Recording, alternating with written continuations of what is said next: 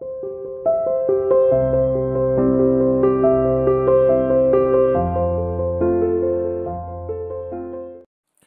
students, how are you? Welcome to the online classes by CR International School. और last lecture जो था हमारा बेटा वो ग्रेविटेशन के बारे में था। हम लोगों ने ग्रेविटेशन स्टडी किया था। ग्रेविटेशन में हम लोगों ने क्या gravitational force, Newton's law of gravitation study कर लिया था। उसमें हम फोर्स के फॉर्मूले पर रिजल्ट पे पहुंचे थे और रिजल्ट जो था फोर्स का वो कुछ ऐसे आया था बेटा। जो था F इज कितना आया था, G m1m2 अपॉन में r स्क्वायर। जैसा कि आप लोगों ने 9th क्लास में भी पढ़ा होगा ये फॉर्मूला, सेम फॉर्मूला यही अभी भी ऐसा ही है। ठीक है, अभी हम इस फॉर्मूले को एक्सटेंड करेंगे, इस फॉर्मूले के बारे में पढ़ेंगे। सबसे पहले हम बात करते हैं कि इसकी बेटा जी, जो जी हमारा है उस जी को बोलते हैं हम क्या, यूनिवर्सल ग्रेविटेशनल कांस्टेंट। ठीक है, यूनिवर्सल ग्रेविटेशनल कांस्टेंट। अब सबसे पहले हम इस जी को डिफाइन करेंगे, मतलब हम बोल सकते हैं इसकी डेफिनेशन दे रहे हैं, डेफिनेशन ऑफ जी। ठीक है, जी को डिफाइन करते हैं। जी को डिफाइन करने के लिए क्या करेंगे, देखो बेटा हम इसी फॉर्मूले से कंटिन्यू करते हैं। F is to G m1m2 upon में r स्क्वायर। ठीक है, यहां हम m1 को 1 कर देते हैं। हम मान लेते हैं कि हमारा मास 1 किलोग्राम है। m2 भी हमारा जो मास है उसकी वैल्यू भी मान लेते हैं 1 किलोग्राम है। और r इनके बीच की भी डिस्टेंस कितनी ले ली बेटा हमने, 1 मीटर। तो हमारा जो फोर्स कितना आएगा बेटा, वो आ जाएगा जी। मतलब अगर आप 2 किलो, 1 किलो का एक ऑब्जेक्ट लेते हो, एक का ऑब्जेक्ट 1 किलो, दूसरे ऑब्जेक्ट का एक मास 1 किलो, और दोनों के बीच की डिस्टेंस 1 मीटर लेते हो, ये 1 kg और ये 1 kg। ठीक है बेटा, तो इनके बीच में जो फोर्स लगेगा उसी फोर्स का नाम होगा क्या, यूनिवर्सल ग्रेविटेशनल कांस्टेंट। तो हम कैसे डिफाइन कर सकते हैं यूनिवर्सल ग्रेविटेशनल कांस्टेंट को, universal gravitational constant that is G is equals to the force experienced by two charged particle of mass 1 kilogram separated by a 1 meter distance। दो मास दोनों 1-1 kilogram के, उन दोनों के बीच का सेपरेशन 1 किलोग्राम 1 मीटर है। और 1 मीटर सेपरेशन होने के बाद जो उस दोनों के बीच में फोर्स लग रहा होगा वही फोर्स किसके इक्वल होगा बेटा, आपका universal gravitational constant. This is the definition of universal gravitational constant की ना। अब देखो आपसे कई बार ये भी पूछ लेता है यूनिवर्सल ग्रेविटेशनल कांस्टेंट की जो यूनिट है या फिर इसका डायमेंशन फॉर्मूला है वो क्या होगा। तो अगर आपसे ये डायमेंशन फॉर्मूला पूछे तो पहले हम डायमेंशन फॉर्मूला ही निकाल देते हैं। डायमेंशनल फॉर्मूला, किसका डायमेंशन फॉर्मूला है बेटा, universal gravitational constant that is G. तो जी का डायमेंशन फॉर्मूला निकालना, जी का फॉर्मूला निकाल लेते हैं। आर को इधर ले जाते हैं, क्या हो जाएगा, F multiply by R square divide by m1 multiply by m2। F हमारे पास है फोर्स। फोर्स का डायमेंशन फॉर्मूला होता है m1 L1 T minus 2। r distance है तो डिस्टेंस का हो जाएगा L2। ओके, m और m दोनों मास है तो ये हो जाएगा बेटा m की पावर 2। क्लियर है। तो g की वैल्यू किसकी इक्वल होगी, ये हो जाएगी हमारे पास m, ये 1 है, ऊपर पावर 2, m माइनस 1 बचेगा। L1 और L1 ये हो जाएगा L3 और T माइनस 2।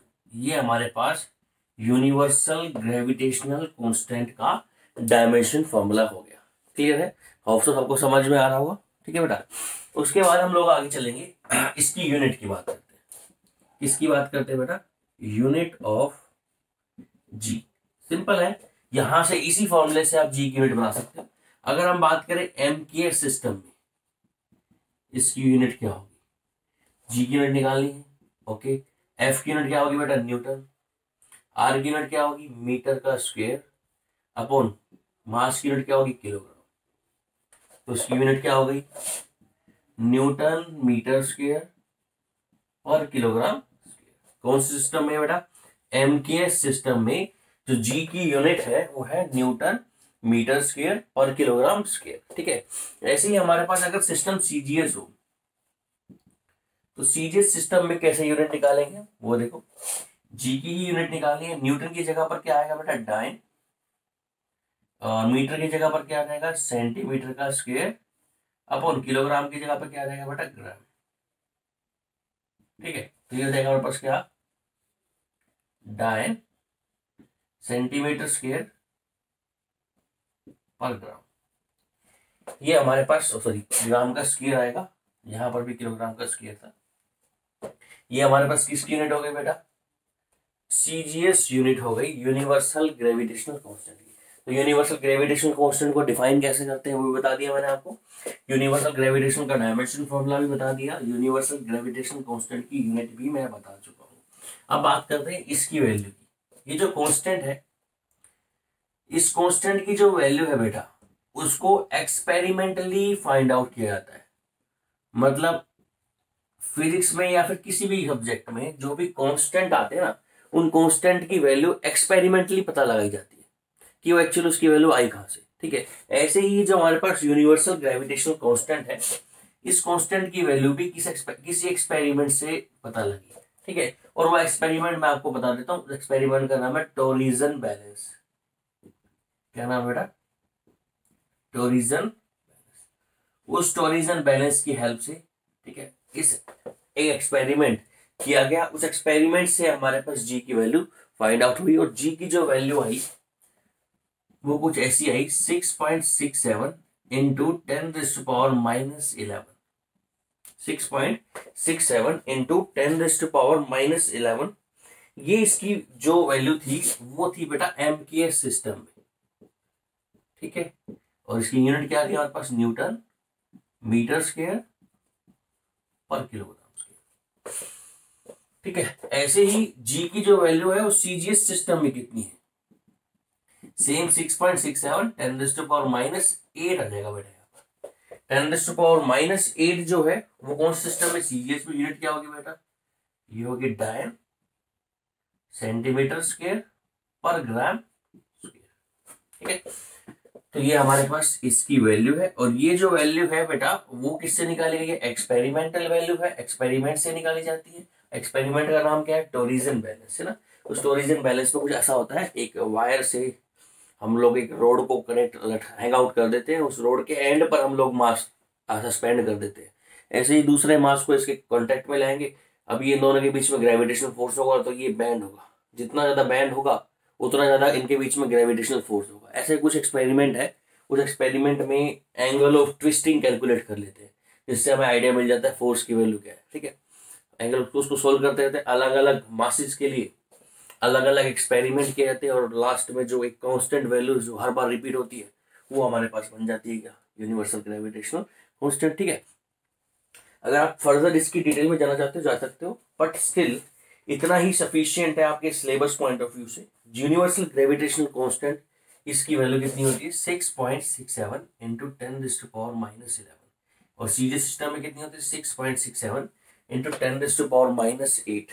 ठीक है, तो ये हमारे पास हो गया बेटा यूनिवर्सल ग्रेविटेशनल कांस्टेंट। आपके आप जब जितना भी बताएं कि आपके पास ग्रेविटेशनल फोर्स जो है वो कंप्लीट हो गया। ठीक है, तो अब तक यहाँ पर हम जो फॉर्मूला डिस्कवर कर चुके हैं, उस फॉर्मूले की value F is to G m1 m2 upon में r स्क्वायर।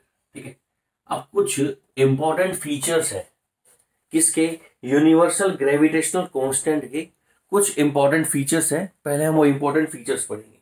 इंपॉर्टेंट फीचर्स मतलब यूं बोल सकते हो कि ये लोग ये सारे वेराइटीज रखता है। ठीक है, देखो सबसे पहली बात करते हैं, जो ग्रेविटेशनल फोर्स होता है ना, सबसे पहला पॉइंट है ना, ये हमेशा बेटा कैसा होता है, it is always attractive in nature, always attractive in nature. मतलब ऐसा कभी आपको नहीं मिलेगा कि दो ऑब्जेक्ट है, उन दोनों के बीच में ग्रेविटेशनल फोर्स है और दोनों रिपल्सिव है, ऐसे कभी नहीं मिलेगा आपको। हमेशा फोर्स जो मिलेगा वो कैसा मिलेगा बेटा, ऑलवेज अट्रैक्टिव।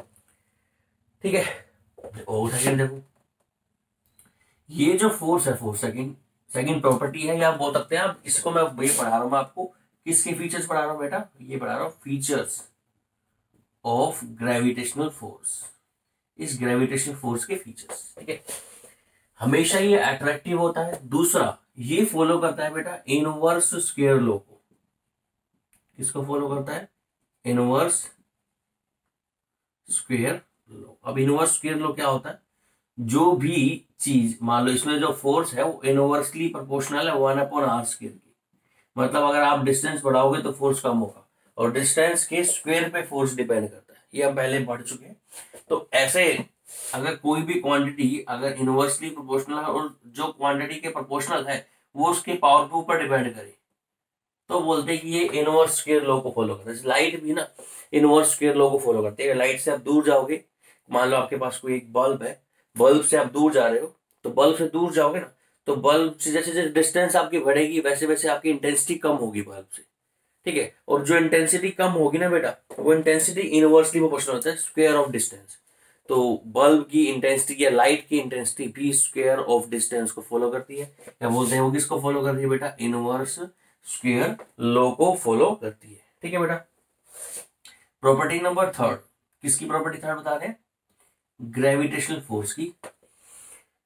ये जो है ना ग्रेविटेशनल फोर्स, ये मीडियम पे डिपेंड नहीं करता, मीडियम पर इंडिपेंडेंट होता है। अब क्या मीनिंग होता है मीडियम पर इंडिपेंडेंट है? मतलब आपके पास दो ऑब्जेक्ट है, आप उनको किसी भी मीडियम में प्लेस कर दो, वाटर में, ग्लास के अंदर, सॉलिड के अंदर, ठीक है, वैक्यूम में, एयर में, या फिर किसी और भी गैस के अंदर, इनके बीच में जो फोर्स है, फोर्स वो हमेशा क्या रहेगा? कांस्टेंट रहेगा। कुछ फोर्सेज होते हैं जो फोर्स मीडियम पर डिपेंड करते हैं, वो मीडियम डिपेंडेंट होते हैं। और ये कैसे फोर्सेज है बेटा? मीडियम इंडिपेंडेंट फोर्सेज है, ठीक है। तो ग्रेविटेशनल फोर्स जो है किसी दूसरे ऑब्जेक्ट की प्रेजेंस में, आपको इसको ऐसे भी बोल सकते हो, किसी दूसरे ऑब्जेक्ट की प्रेजेंस में, प्रेजेंस होने से या दूसरे ऑब्जेक्ट की एब्सेंस से कोई इफेक्ट नहीं पड़ता। किसके ऊपर? ग्रेविटेशनल फोर्स के बीच। मान लो ये एक ऑब्जेक्ट है, दूसरा ऑब्जेक्ट है, इन दोनों के बीच में ग्रेविटेशनल फोर्स है मान लो F। आपने बीच में कोई और मीडियम प्लेस कर दिया तो इनके बीच में फोर्स F ही रहेगा, क्योंकि जो हमारे पास यूनिवर्सल ग्रेविटेशन कांस्टेंट जो हमने पढ़ा है ना G, उसकी वैल्यू 6.67 होती है बेटा, 10⁻⁻11। इसकी वैल्यू हमेशा ये फिक्स होती है, मतलब ये मीडियम के साथ ये वैल्यू चेंज नहीं होती, फिक्स रहती है इसकी वैल्यू हमेशा। इसलिए इसका नाम रखा गया यूनिवर्सल ग्रेविटेशनल कांस्टेंट। जहां हर जगह पर जहां पर भी ग्रेविटेशनल फोर्स आपको दिखाई दे, वहां पर इस यूनिवर्सल ग्रेविटेशनल फोर्स की वैल्यू क्या होती है? फिक्स रहती है, ठीक है। फोर्थ पॉइंट, जो यूनिवर्सल ग्रेविटेशनल कांस्टेंट है वो हमेशा एप्लीकेबल होता है, या फिर यूं बोल सकते हो परफेक्टली एक्यूरेटली आपका एप्लीकेबल होता है पॉइंट मासेस पर।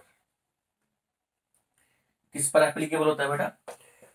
पॉइंट मास पर एप्लीकेबल होता है। अगर आपके पास पॉइंट मास है तो ग्रेविटेशनल फोर्स परफेक्टली क्या होगा?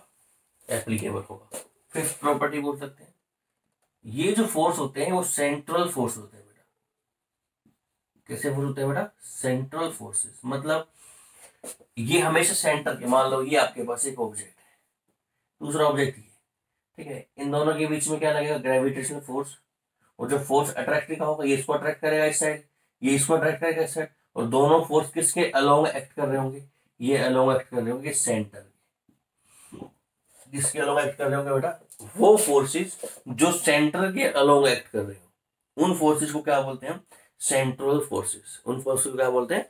होता क्या है, कई बार हमको ये भी नहीं पता लगता कि हमें डिस्टेंस कहां से लेनी है, ठीक है, और हमें ये पता हो कि अगर ये सेंट्रल फोर्स है तो डिस्टेंस को प्रेडिक्ट आउट करना इजी होगा। जैसे मान लो, देखो एक ऑब्जेक्ट को मान लो इस शेप का ले लिया मैंने, एक ऑब्जेक्ट हमारा इस शेप का है, और मैंने आपसे पूछ लिया इन दोनों के बीच में ग्रेविटेशन फोर्स बताओ, तो आपको डिस्टेंस, मास उसका बता दिया मैंने m1, इसका मास मैंने बता दिया आपको m2।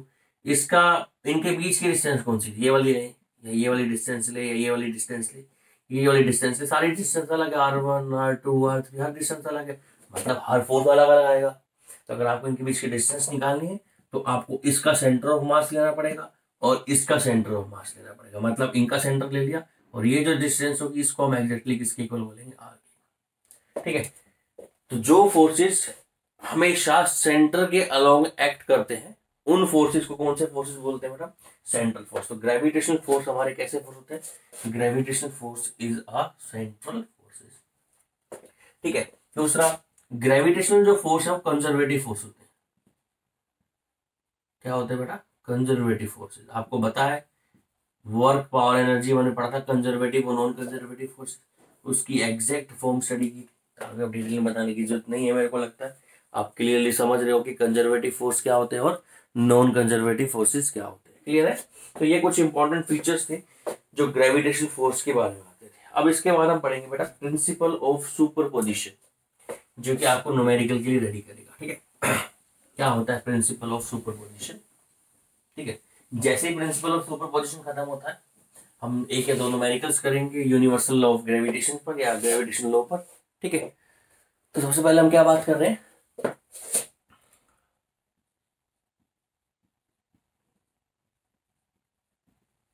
Principle of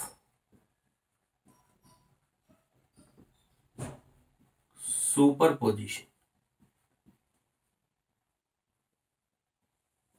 principle of superposition क्या होता है? प्रिंसिपल ऑफ सुपरपोजिशन, मान लो आपके पास बेटा दो तीन ऑब्जेक्ट है। एक ऑब्जेक्ट इसका मास m1 है, दूसरा ऑब्जेक्ट यहाँ पर है इसका मास m2 है, तीसरा यहाँ पर है इसका मास m3 है, चौथा ऑब्जेक्ट यहाँ पर इसका मास कितना है m4। आपके पास चार अलग अलग ऑब्जेक्ट है। ठीक है, और एक यहाँ सेंटर पे यहाँ पर मान लो यहाँ एक ऑब्जेक्ट रखा है जिसका मास है m0।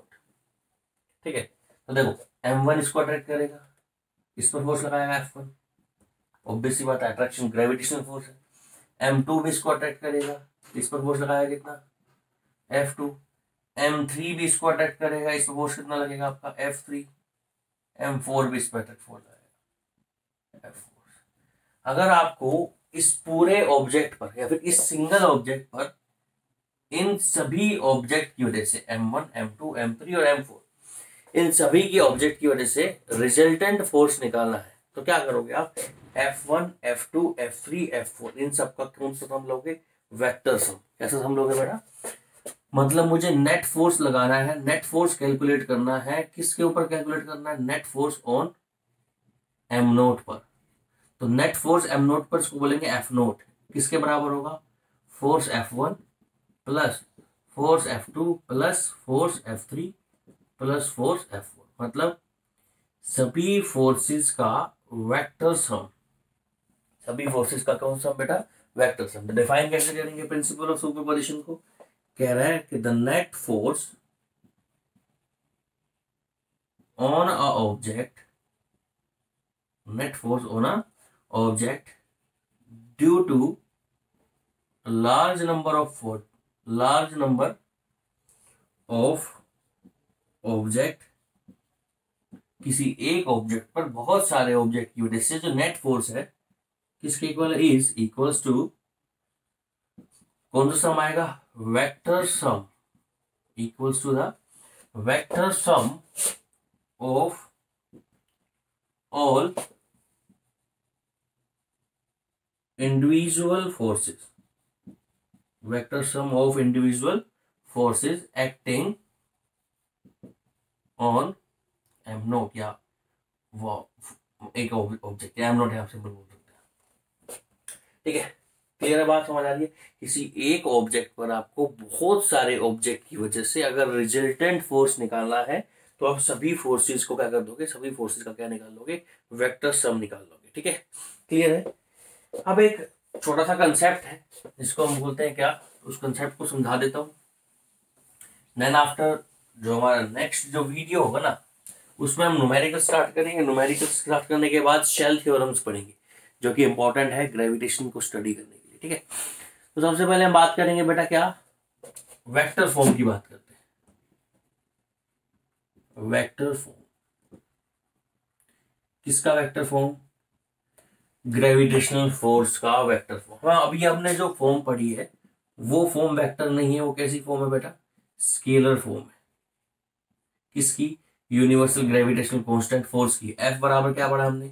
G(m1 m2 अपॉन में r स्क्वायर। ये इसकी कौन सी फॉर्म है बेटा? Scalar form. इसको वेक्टर फॉर्म में कन्वर्ट करते हैं। समझने के लिए क्या करते हैं, हम एक ऑब्जेक्ट ले लेते हैं, मान लो m1, एक दूसरा ऑब्जेक्ट ले लिया बेटा मान लो m2। इन दोनों के बीच की डिस्टेंस r होगी, ये डिस्टेंस उनके बीच की r ले ली। इस पर ये फोर्स लगेगा इस डायरेक्शन में, ये इस पर फोर्स लगाएगा इस डायरेक्शन में। इस पर जो फोर्स लग रहा है 1 पर, किसकी वजह से? 2 की वजह से। इसको बोल दिया हमने F12। F12 क्या है, फोर्स 1 पर किसकी वजह से, 2 की वजह से। F21 क्या चीज है बेटा, फोर्स 2 पर किसकी वजह से, F1 की वजह से, ठीक है। और यहां से देखो सिंपल एक बात निकल के आती है, ठीक है, कि जो F12 है और जो F21 है वो एक दूसरे के क्या है, अपोजिट है। एक दूसरे के क्या है बेटा, अपोजिट है, और एक दूसरे के इक्वल है। मतलब जितना फोर्स ये ऑब्जेक्ट इस तरफ लगा रहा है उतना ही फोर्स ऑब्जेक्ट इस पर लगाएगा। न्यूटन्स का थर्ड लॉ भी यही बोलता है कि every action has an equal and opposite reaction, कि अगर एक ऑब्जेक्ट दूसरे ऑब्जेक्ट पर फोर्स लगा रहा है तो दूसरा ऑब्जेक्ट भी पहले ऑब्जेक्ट पर क्या लगाएगा, फोर्स लगाएगा। जितना फोर्स वो लगा रहा है उतना ही फोर्स वो लगाएगा। दोनों की अमाउंट, दोनों की जो अमाउंट है वो क्या रहेगी बेटा, सेम रहेगी, पर दोनों का जो मैग्नीट्यूड है वो क्या रहेगा, सॉरी मैग्नीट्यूड सेम रहेगा और दोनों की डायरेक्शन क्या रहेगी, अपोजिट रहेगी, ठीक है। तो अब ये आपके पास स्केलर फॉर्म होगी किसकी बेटा, वेक्टर फॉर्म हम स्टडी करें। वेक्टर फॉर्म स्टडी करने के लिए दोनों को वेक्टर बनाना जरूरी है।